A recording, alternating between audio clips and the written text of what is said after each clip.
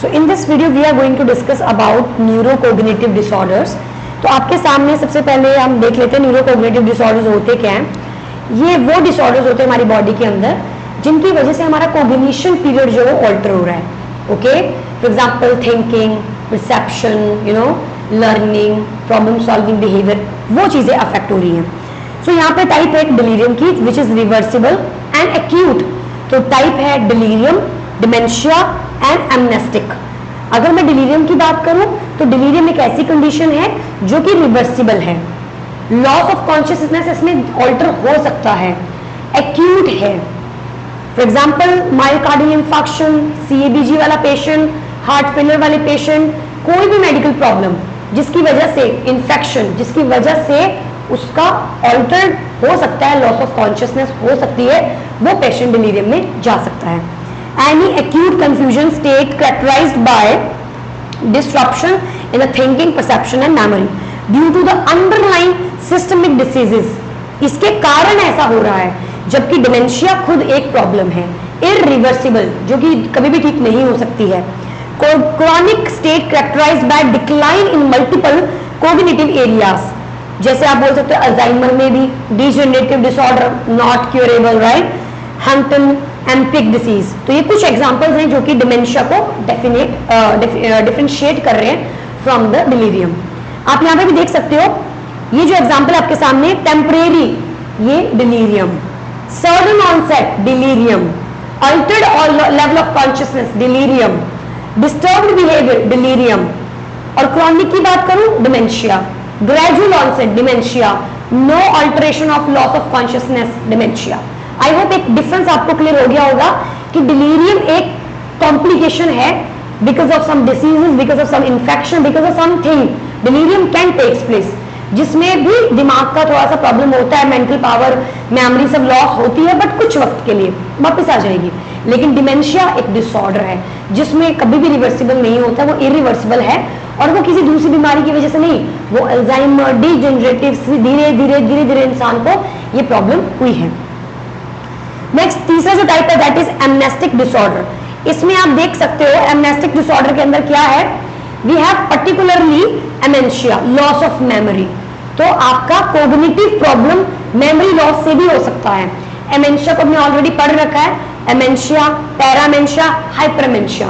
एमेंशिया के टाइप्स में मैंने रिट्रोगेट, एंटीरोगेट बताया था, और पैरामेंशिया भी बताया था जिसमें कन्फैबुलेशन, डीजावू, जेम्स वू, ये सब एग्जांपल्स आते हैं। अब जल्दी से देख लेते हैं डिलीरियम को एक बार दोबारा।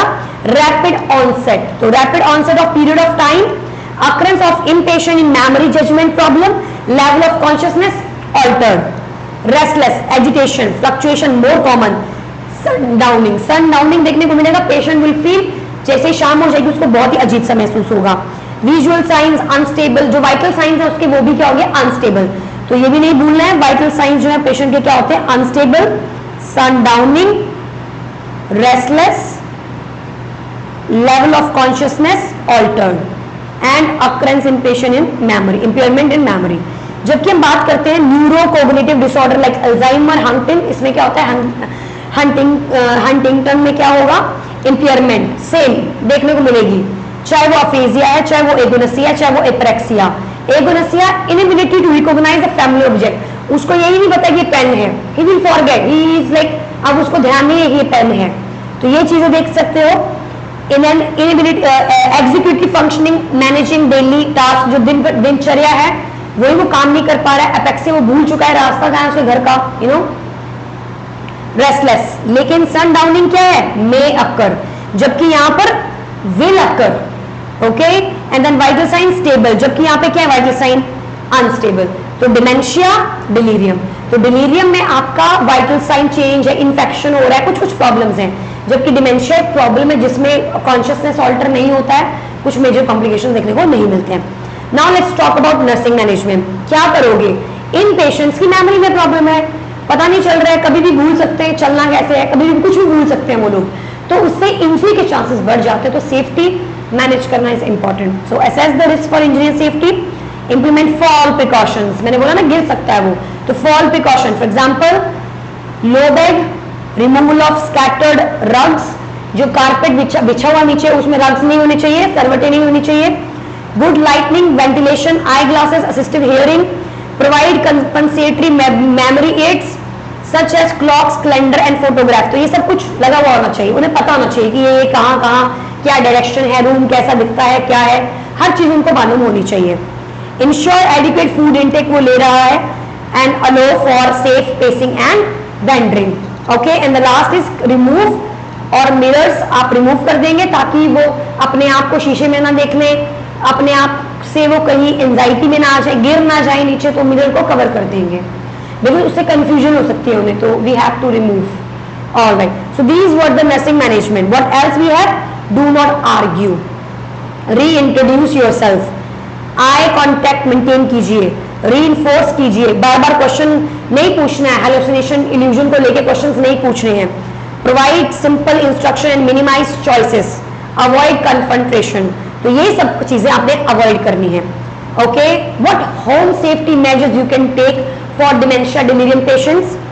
रिमूव स्कैटर्ड रग्स, आपको बिल्कुल भी किसी प्रकार के रग्स नहीं होने चाहिए हैं। Installing door locks, lock the water heater thermostat and turn the water temperature, provide good lightning, अच्छी लाइट बहुत जरूरी है।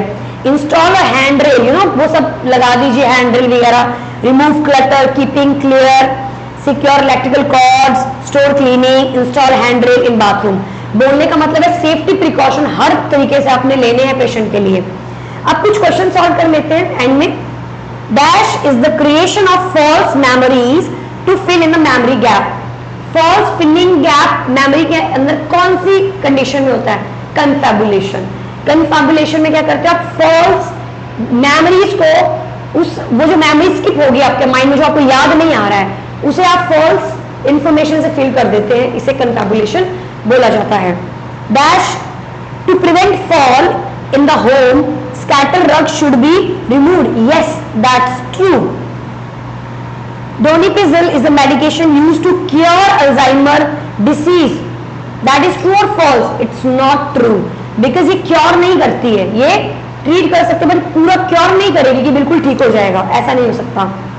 Altered loss of consciousness expected in dementia? No. Altered consciousness is expected in delirium. Delirium has a sudden and onset and is reversible. Yes. Delirium is reversible and has a sudden onset. तो guys ये था हमारा न्यूरोकोग्निटिव disorders जो कि हमें psychiatry के अंदर पढ़ने थे। So we have discussed dementia delirium with little bit MCQs. Please आप इन्हें रिवाइज कीजिए जितना ज्यादा हो सकता है। Now let's move on with the another topic that is alcohol addictions and withdrawals in the next lecture.